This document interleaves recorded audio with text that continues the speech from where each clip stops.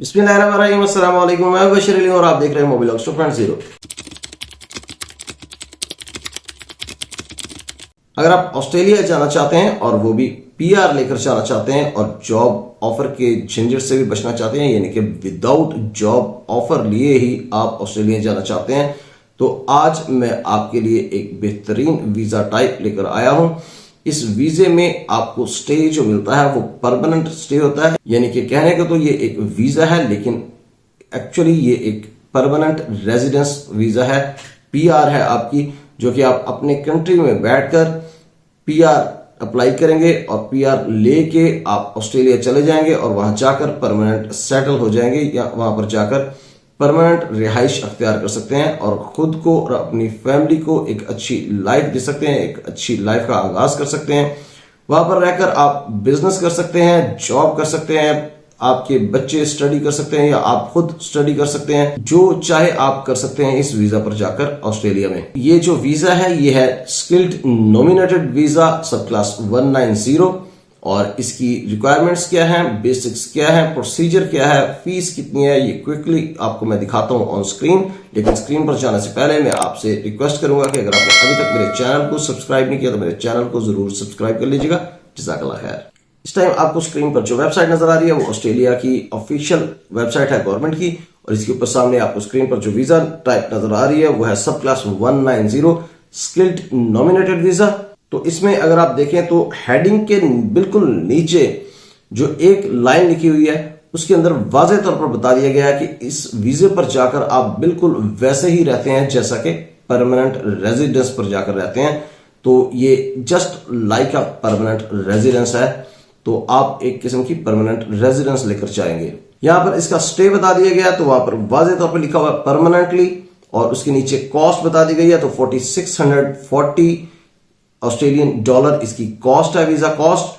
और उसके नीचे प्रोसेसिंग टाइम है। प्रोसेसिंग टाइम अगर आप चेक करना चाहें तो नीचे ये visa processing time guide tool के ऊपर क्लिक करें और वहां जाकर वीजा सेलेक्ट करें 190 और नीचे डेट सेलेक्ट करें, तो आजकल के दिनों में जो प्रोसेसिंग टाइम चल रहा है उसका एस्टिमेट आपको मिल जाएगा। मैं क्योंकि पहले ये चेक कर चुका हूं तो मैं आपको बता देता हूं, विद इन 1 ईयर आपको इसका ऑलमोस्ट 90% केसेस सॉल्व हो जाते हैं और विद इन 1 ईयर आपको परमानेंट रेजिडेंस या ये स्किल्ड नॉमिनेटेड वीजा मिल जाएगा। तो मैक्सिमम जो प्रोसेसिंग टाइम है स्किल्ड नॉमिनेटेड वीजा का वो 1 साल है। तो इस वीजा पर जाकर आप पूरे ऑस्ट्रेलिया में कहीं पर भी रहकर काम कर सकते हैं और स्टडी कर सकते हैं, जो जहां मर्जी आप चाहें वहां जाकर रह सकते हैं और अपनी फैमिली मेंबर्स को भी साथ लेकर जा सकते हैं। और जब आप एलिजिबल हो जाते हैं तो आप सिटीजनशिप भी ले सकते हैं ऑस्ट्रेलिया की। अच्छा, अब इसका प्रोसीजर समझ लें।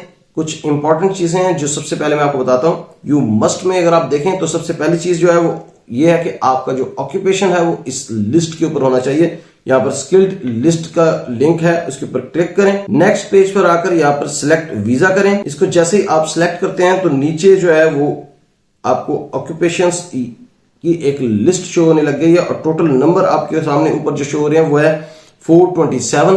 तो इस लिस्ट को आप तसल्ली से देखें। अगर आपका ऑक्यूपेशन इन 427 ऑक्यूपेशन लिस्ट के अंदर शामिल है तो आपका फर्स्ट स्टेप कंप्लीट हो चुका है। सेकंड स्टेप है कि आपका जो भी ऑक्यूपेशन है, जो भी आपकी स्किल है, उसकी आपने असेसमेंट करवानी है। तो यहां पर लिखा हुआ है स्किल्स असेसमेंट, इसका लिंक के ऊपर क्लिक कर दें। यहां पर जब आप नेक्स्ट पेज पर आते हैं तो स्किल्स असेसमेंट के बारे में सारा बताया गया है और इसके ओवरव्यू के अंदर आप पहली लाइन अगर देखें तो उसके अंदर एक लिंक है स्किल्स असेसिंग अथॉरिटीज।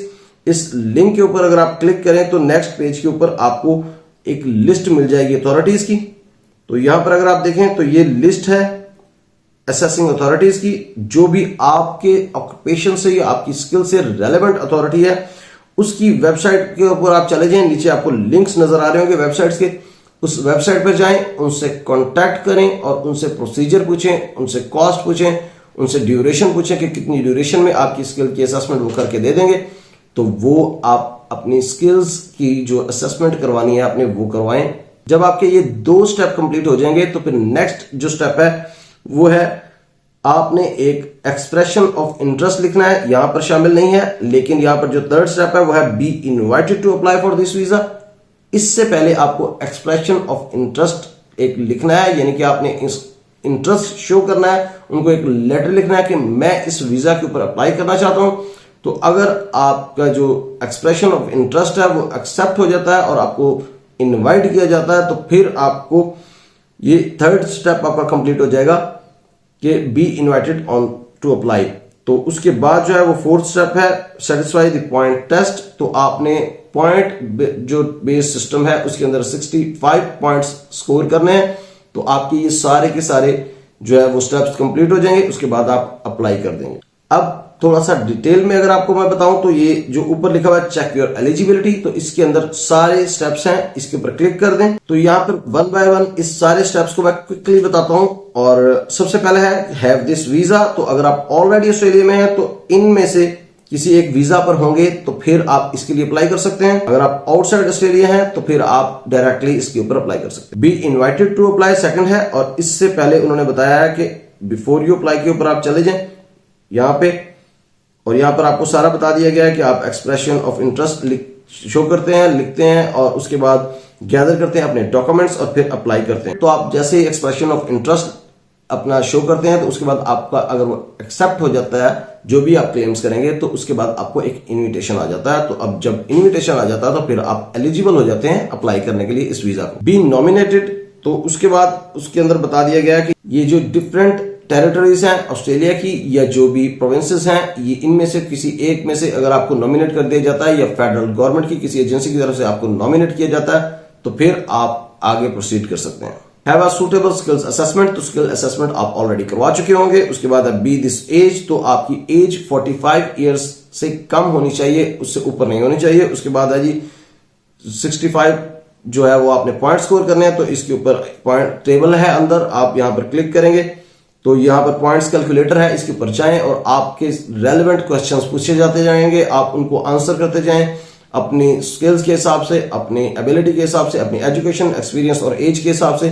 तो एट द एंड वो आपको 2 मिनट के अंदर अंदर या 5 मिनट के अंदर अंदर आपको पॉइंट्स आपके कैलकुलेट करके बता देगा, पॉइंट्स कैलकुलेटर, कि आपके 65 पॉइंट्स कंप्लीट होते हैं या नहीं होते। Have this level of English language, तो एटलीस्ट आपकी जो कॉम्पिटेंट इंग्लिश होनी चाहिए, यानी कि 6 बैंड ईच आपकी होनी चाहिए एटलीस्ट आइल्स में। मीट द स्किल्स रिक्वायरमेंट, तो जब आपने स्किल्स असेसमेंट करवा ली है तो आपकी अगर वो रिक्वायरमेंट्स के मुताबिक है तो आप एलिजिबल हो जाते हैं। मीट अवर हेल्थ रिक्वायरमेंट, तो आपने मेडिकल टेस्ट करवाना है। मीट अवर कैरेक्टर रिक्वायरमेंट, तो आपने पुलिस क्लियरेंस सर्टिफिकेट दिखाना है। हैव पेड बैक योर डेब्ट, अगर आपने ऑस्ट्रेलियन गवर्नमेंट से कोई डेट लिया है तो वो वापस किया हो। Sign the Australian value statement, तो आपने ऑस्ट्रेलियन वैल्यूज जो है उसके स्टेटमेंट को साइन करना है। Not had a visa cancellation और प्रीवियसली एप्लीकेशन रिफ्यूज, तो आपकी कोई भी जो प्रीवियस एप्लीकेशन है रिफ्यूज ना हुई हो कि या फिर आपका कोई वीजा कैंसिल ना हुआ हो। ये है स्किल्ड नॉमिनेटेड वीजा सब क्लास 190, और इसकी बेसिक जो है वो सारी डिटेल्स मैंने आपको बता दी हैं।